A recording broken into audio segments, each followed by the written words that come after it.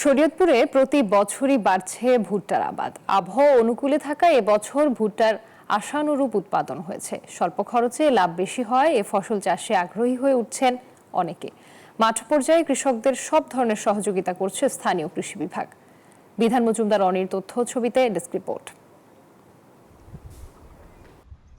অন্যান্য ফসলের চাইতে বর্তমানে ভুট্টা চাষ লাভজনক হওয়ায় দিন দিন এ চাষে আগ্রহ বাড়ছে শরীয়তপুরের চাষিদের।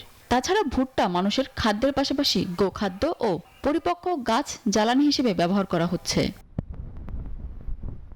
আবহাওয়া অনুকূলে থাকায় চলতি মৌসুমে জেলার ৬টি উপজেলায় ভুট্টার ফলন বেশ ভালো হয়েছে। এই ঈদে জামা জুতো অ্যাকসেসরিজের ডিসকাউন্ট,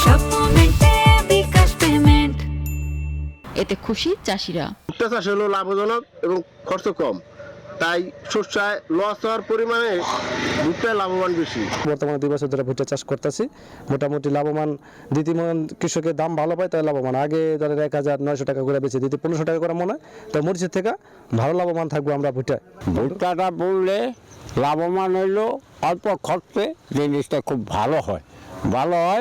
এটা দিয়ে গরুরে খাওয়ানো যায়, ভুট্টা বিক্রি করা যায়, বড় হইলে গাছ এগুলি শুকাইলে লাকড়ি হয়। রোগবালাই কম ও বাজারে নতুন জাতের ভুট্টার ফলন ভালো হয় কৃষকরা এ চাষে আগ্রহী হয়ে উঠছেন জানিয়ে নানান সহযোগিতার কথা জানালো কৃষি বিভাগ। বর্তমানে যেসব জাত চাষ হচ্ছে সেগুলোর ফলন খুব ভালো। তাছাড়া ভুট্টার প্রতিটি অংশ বিভিন্ন কাজে ব্যবহৃত হয়। এটা গোখাদ্য হিসেবে ব্যবহৃত হয়, জ্বালানি হিসেবে ব্যবহৃত হয়, পোল্ট্রি ফিড হিসেবে ব্যবহৃত হয়। এই জন্য এটি কৃষকের মধ্যে ব্যাপক জনপ্রিয়তা পাচ্ছে।